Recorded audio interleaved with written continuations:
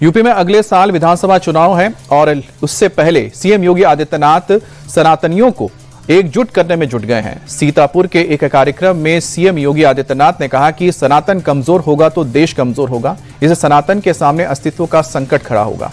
उन्होंने उन नेताओं से भी सावधान रहने की सलाह दी जो जाति, क्षेत्र और भाषा के नाम पर हिंदुओं को बांट रहे हैं।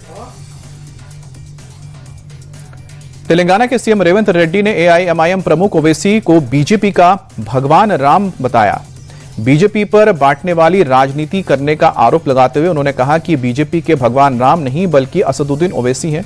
वो उनकी जीवन रेखा है, उन्हीं के नाम पर बीजेपी वोट मांगती है। रेवंत रेड्डी ने आरोप लगाया कि बीजेपी ओवैसी को राजनीतिक डरावना पुतले के तौर पर इस्तेमाल कर रही है ताकि वोटर्स को बांटा जा सके और सांप्रदायिक नफरत फैलाई जा सके।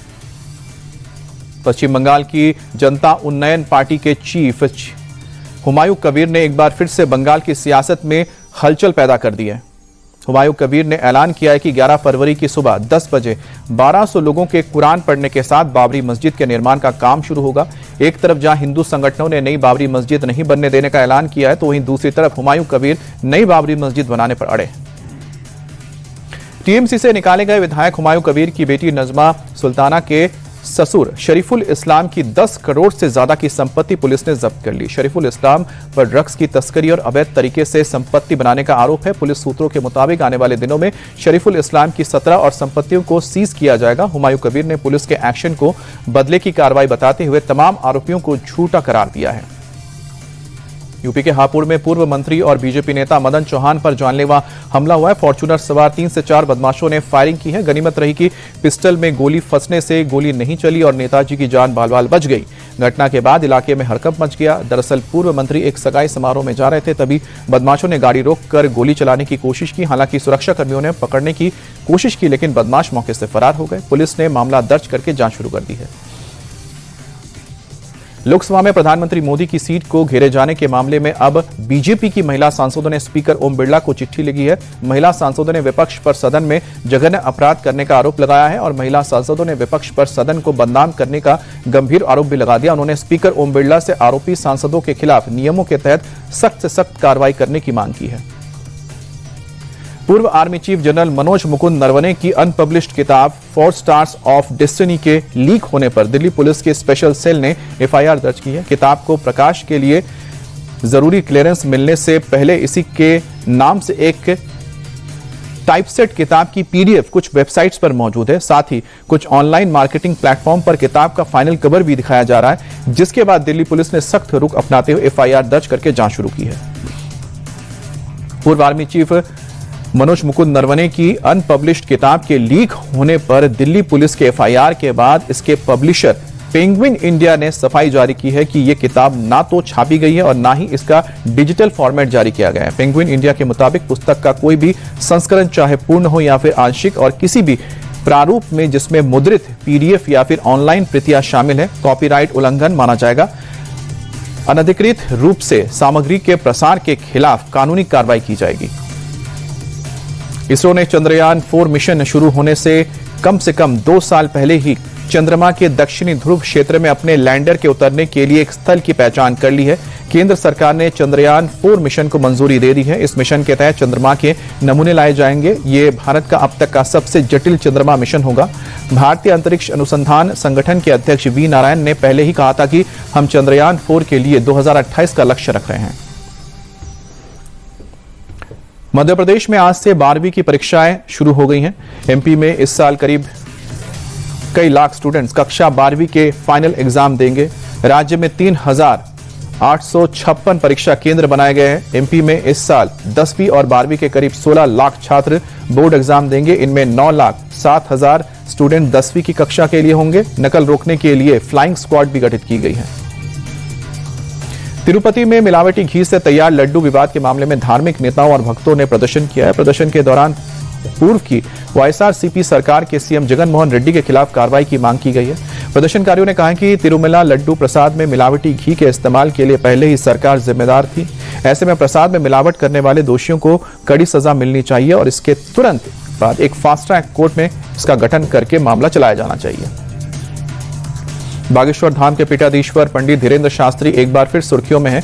इस बार वजह ना कोई धार्मिक राजनीतिक बयान नहीं है, बल्कि उनकी सादगी और सहज व्यवहार है। दरअसल छतरपुर में शनिवार रविवार की दरमियानी रात को अचानक एक मिठाई की दुकान पर पहुंचे और सेठ की गद्दी पर बैठ गए और फिर हंसी सिटोली के बीच पेड़े ले लो, लड्डू ले लो कहकर ग्राहकों को मिठाई बेचना शुरू कर दिया। इस दौरान उन्होंने रसगुल्ले का स्वाद भी लिया। वीडियो सोशल मीडिया पर तेजी से वायरल हुआ है। लो, बर्फी ले लो, पेड़ा ले लो, सीताराम, लड्डू ले लो।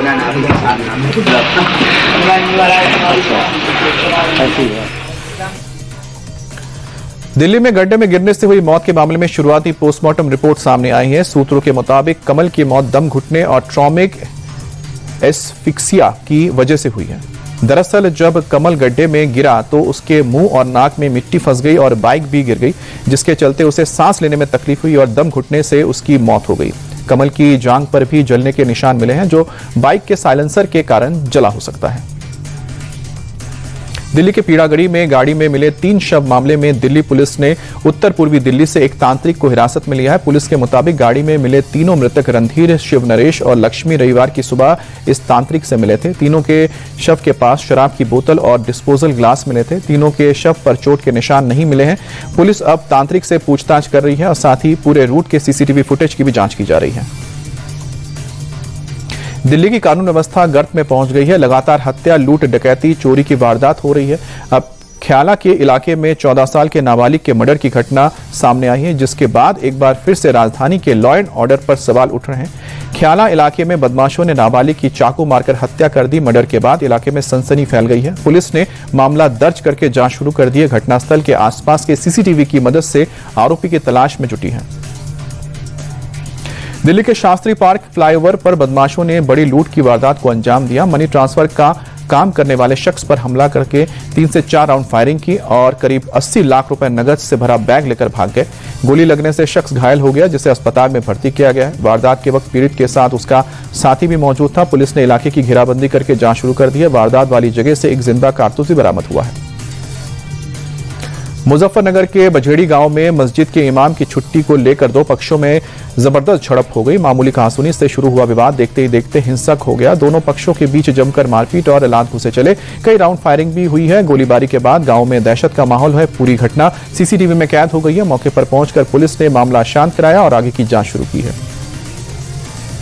यूपी के नोएडा में तेज रफ्तार का कहर दिखा। नोएडा के सेक्टर 62 में एक बेकाबू टेम्पो सड़क के किनारे खड़े ट्रक से टकरा गया और पलट गया। घायल टेम्पो ड्राइवर को बचाने के लिए उतरे लोगों को पीछे से आ रहे तेज रफ्तार ट्रक ने टक्कर मार दी, जिससे करीब 6 लोग मौके पर घायल हो गए, जिनमें से 3 की हालत नाजुक बताई जा रही है। पुलिस इस मामले की अब जांच कर रही है। अपराधियों और गैंगस्टर्स के खिलाफ पंजाब पुलिस ने ऑपरेशन प्रहार 2 लॉन्च किया है। 72 घंटे में 2760 जगहों पर छापेमारी करके 1200 से ज्यादा बदमाशों को गिरफ्तार किया है। सीएम मान के निर्देश पर पुलिस ने पूरे राज्य में वांटेड अपराधियों, गैंगस्टर्स और भगोड़े अपराधियों के खिलाफ अभियान शुरू किया है। ऑपरेशन के दौरान पुलिस ने कई जगहों पर भारी मात्रा में हथियार और नशीले पदार्थ जब्त किए हैं। जयपुर में फूड एंड सेफ्टी डिपार्टमेंट की टीम ने मालवीय नगर में एक नामी रेस्टोरेंट पर छापा मारकर 50 लीटर फूड ऑयल और 40 किलो सड़े गले टमाटर नष्ट करवाए। टीम ने छापा मारा तो वहां काला हो चुके ऑयल में फ्रेंच फ्राइज तैयार किए जा रहे थे और यह स्वास्थ्य के लिए काफी हानिकारक था। इसके साथ ही प्लास्टिक के कैरेट में सड़े गले टमाटर रखे हुए थे, जिनका प्रयोग बर्गर में होना था। जयपुर में मदीना डेयरी एंड बेकर्स पर छापा मारकर खाद्य सुरक्षा विभाग ने करीब 650 किलोग्राम नकली पनीर बरामद किया है।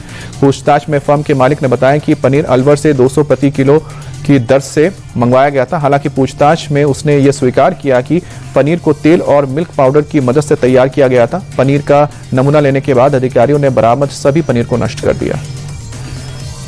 महाराष्ट्र के डोंबिवली में आवारा कुत्ते की दहशत का एक चौंकाने वाला मामला सामने आया। सीसीटीवी में कैद तस्वीर में दिख रहा है कि एक बच्ची जो स्कूल जा रही थी, उस पर कुत्ते ने अचानक हमला कर दिया, जिससे बच्ची घबरा गई और जान बचाने के लिए इधर उधर भागने लगी। बच्ची के चीखने चिल्लाने की आवाज सुनकर मौके पर सोसाइटी के गार्ड आ गए, जिसकी वजह से बच्ची की जान बच गई। घटना के बाद लोगों में काफी नाराजगी है। छत्तीसगढ़ के धमतारी में एक शख्स के अंतिम संस्कार को लेकर जबरदस्त विवाद हो गया। गांव के रहने वाले जलसिंह नेताम ने 15 साल पहले ईसाई धर्म अपना लिया था। नेताम के निधन के बाद उनके परिवार ने उन्हें अपने घर के पिछवाड़े में दफना दिया। इसे लेकर वहां आदिवासी संगठनों ने बवाल मचा दिया और कहा कि उन्हें ईसाइयों के लिए निर्धारित स्थान पर दफनाया जाना चाहिए था। तब एसडीएम के आदेश पर शव को कब्र से निकलवाने के बाद ही गाँव में शांति बहाल हो पाई। दिल्ली एनसीआर समेत पूरे उत्तर भारत में ठंड का असर कम हो रहा है। सुबह की हल्की ठंड के बाद दिन में लगातार पारा बढ़ा है। हालांकि पहाड़ों पर अभी भी हल्की बर्फबारी की चेतावनी है। मौसम विभाग के मुताबिक 15 फरवरी तक दिल्ली के मौसम में बहुत अधिक बदलाव नहीं होगा। कभी कभी आंशिक बादल छा सकते हैं और सुबह सुबह कुहासा रहने का अनुमान है।